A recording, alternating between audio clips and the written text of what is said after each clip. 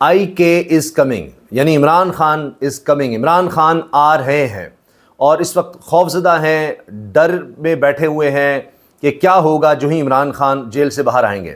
اب یہ باتیں وہ لوگ کر رہے ہیں جو باخبر لوگ ہیں، جو کیسز کو بھی کور کر رہے ہیں، جو حالات کو بھی دیکھ رہے ہیں۔ اب پیمرا کی طرف سے تو پابندی لگا دی گئی کہ جی عدالت میں جو کچھ ہو رہا ہے آپ بتا نہیں سکتے، صرف حکم نامہ بتا سکتے ہیں۔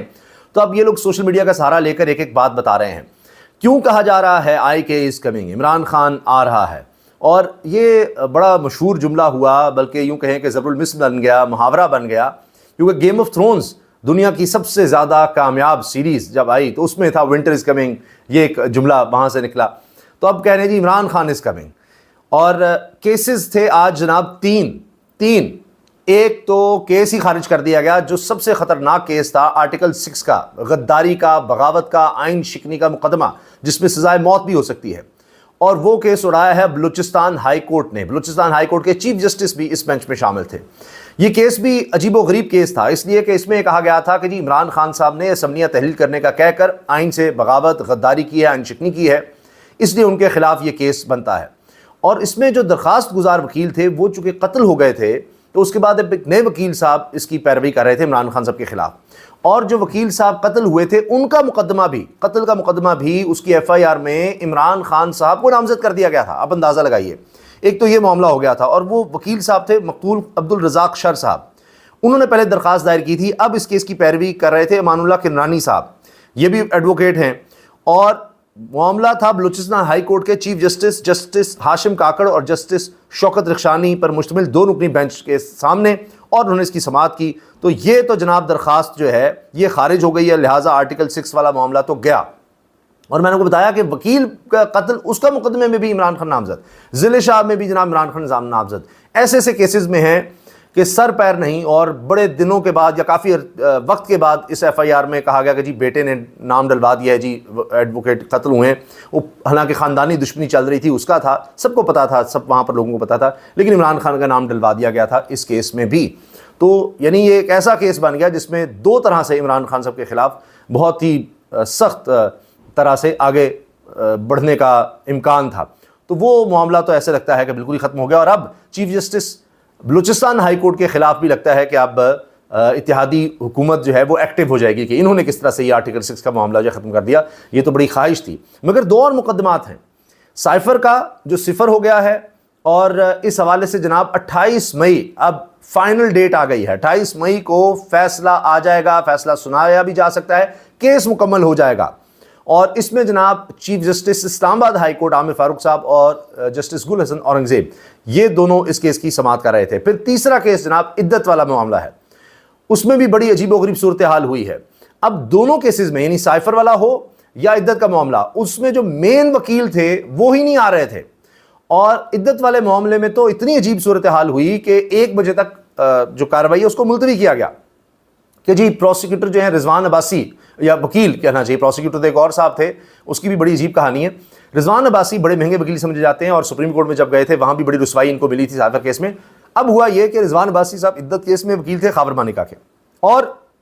وہ موجود ہی نہیں تھے، جی وہ بیرون ملک ہیں۔ پھر تاریخ دے دیں، پہلے بھی کبھی طبیعت خراب ہو رہی ہے، کبھی 7 عدالت میں بیٹھے آ نہیں رہے، اب ملک سے ہی چلے گئے تھے۔ تو یہ کیس ایسا ہے کہ ان کو بھی پتہ لگ گیا کیس فارغ ہو رہا ہے، اور پھر اس میں جس طرح دلائل دیے عمران خان صاحب کے وکیل نے، اس میں انہوں نے کہا کہ جی جو خاور مانیکا ہیں پہلے گرفتار ہوتے ہیں، کیس ان کے خلاف بنتا ہے، اور اس کے بعد آ کر یہ وہی کیس آگے چلاتے ہیں جو ایسے ہی ایک عام شہری نے داخل کر دیا، عدت میں نکاح کا کیس، جو کہ کوئی عام شہری نہیں داخل کر سکتا۔ اچھا وہ ہو گیا تو خاور مانیکا صاحب آتے ہیں، وہ کیس واپس لیا جاتا ہے، اور فوراً ہی خاور مانیکا اسی طرح سیم کیس فائل کرتے ہیں، اور وکیل بھی رضوان عباسی، ایک عام آدمی جس کو کوئی جانتا نہیں، وہ آتا ہے کہ عمران خان نے عدت میں نکاح کیا ہے بشرا بی بی سے، تو ان کے خلاف مقدمہ بنتا ہے۔ جب قانونی اجازت نہیں دیتا کہ بھائی ایک عام آدمی اٹھ کر جس کا کوئی لینا دینا نہیں نہ خاندان کا، وہ آ کر کر رہا ہے، تو پھر خاور مانیکا صاحب پر مقدمہ بنتا ہے۔ وہ پھر پتہ لگتا ہے جی اس کے بعد آئے ہیں، اور پہلے کیس واپس لیا گیا، وکیل وہی رہتا ہے، وکیل نہیں بدلتا، اور خاور مانیکا صاحب کی انٹری ہوتی ہے۔ اب اس میں جناب انہوں نے دلائل دیے کہ اتنے سال 5 سال 11 مہینے یہ سوتے رہے۔ پہلے تو بڑی تعریفیں کرتے تھے خاور مانیکا صاحب کہ جی میری اہلیہ جو ہے سابق اہلیہ اس سے نیک پاک باز کوئی بھی نہیں، اس طرح کی باتیں اور سب کچھ۔ اور پھر جس طرح کے الزامات لگائے گئے، وہ بیچ میں ملازم کو لے کر آئے، ان کی بیٹیوں کے حوالے سے 2 ویڈیوز آئی تھیں، انہوں نے کہا کہ ہماری ماں بڑی پاک باز عورت ہے، پھر انہوں نے بھی گواہیاں دیں اور یہ گواہیاں وہ عدالت میں لانا چاہتے تھے لیکن اس کا موقع نہیں ملا، اور پھر جس طرح سے یہ سارا کیس چلایا گیا، اب یہ اپیل سٹیج پر ایڈیشنل سیشن جج کی شاہ رخ انجمن کی عدالت میں تھا، اور اس میں پھر کوشش ہو رہی تھی کہ کسی طرح سے اس میں اور زیادہ وقت لے لیا جائے اور جناب آگے وہ آئیں گے تو پھر کر لیں گے، تو اس کا موقع نہیں ملا۔ اور جو پروسیکیوٹر تھا اس کا سنیے، بڑی زبردست کہانی ہے۔ پروسیکیوٹر تھا سرکاری وکیل، جو رضوان عباسی ہیں وہ خاور مانیکا کے وکیل تھے، ذاتی اس کے ہوئے تھے۔ پروسیکیوٹر سرکاری وکیل ہے، پہلے سرکاری وکیل جو تھا اس نے یہ کہہ دیا کہ یہ کیس نہیں بنتا، یہ عدت کا کیس جو ہے یہ بنتا ہی نہیں یہاں پر اسلام آباد میں۔ تو اس پر کیا ہوا کہ اس کو بدل دیا گیا، سرکار نے فوری طور پر اس کو بدل دیا، اور ایک نیا بندہ آیا اور وہ تو ایسے لڑ رہا تھا کہ معاشرہ تباہ ہو گیا، فلاں ہو گیا، یہ ہے وہ ہے، یعنی پہلا سرکاری وکیل اس کو تو یہ سزا دی گئی کہ اس نے سچ بول دیا کہ کیس ہی نہیں بنتا۔ اس کے بعد اس کو بدلا گیا، سرکاری وکیل اور آیا، اور اسی طرح سے جناب جو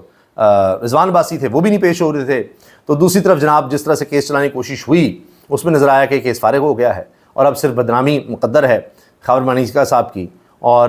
کیا انہوں نے حاصل کیا۔ اب جناب اس کا فیصلہ محفوظ کر کے 29 مئی کو سنا دیا جائے گا، 29 مئی کو، صرف چند دن باقی ہیں، اور 28 مئی کو جو سائفر کیس ہے وہ صفر ہونے جا رہا ہے، کیونکہ خود جو وکیل تھے جو اسپیشل پروسیکیوٹر اس میں آئے، کیونکہ مین پروسیکیوٹر جو ہیں وہ نہیں آ رہے تھے، کہہ رہے تھے کہ ان کی والدہ کی طبیعت ٹھیک نہیں ہے، ان کو اسلام آباد لا رہے ہیں، تو کہہ دیا گیا تھا پھر آپ دلائل دیں۔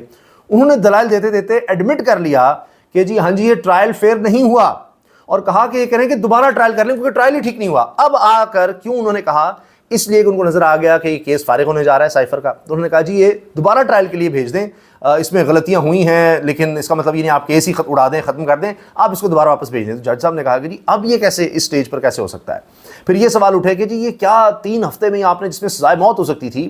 میاں گلشن اورنگزیب نے کہا جی میں بھی آپ کو دیکھ رہا ہوں اتنے سال سے وکالت کر رہے ہیں، کبھی یہ ہوا ہے کہ ایسے کیس میں 3 ہفتے کے اندر فیصلہ سنا دیا جائے؟ تو انہوں نے کہا کہ جی جلدی فیصلہ سنانا جو ہے نا وہ زیادہ اچھا ہوتا ہے لیٹ سنانے سے۔ تو اس پر چیف جسٹس عامر فاروق صاحب بھی مسکرا رہے تھے۔ تو اس طرح سے جناب اس میں یہ پیش رفت ہوئی، اور اس کے بعد اب یہ کہا گیا کہ بس اب مزید وقت نہیں ہوگا، اور 12:30 بجے 28 مئی کو اس کو ہم ختم کر لیں گے، مکمل کر لیں گے سماعت کو۔ تو 28 مئی جناب تاریخ آ گئی ہے سائفر کے صفر ہونے کی، اور اس میں جس طرح سے نظر آیا بار بار سوال پوچھے گئے، نہ سائفر دکھایا گیا،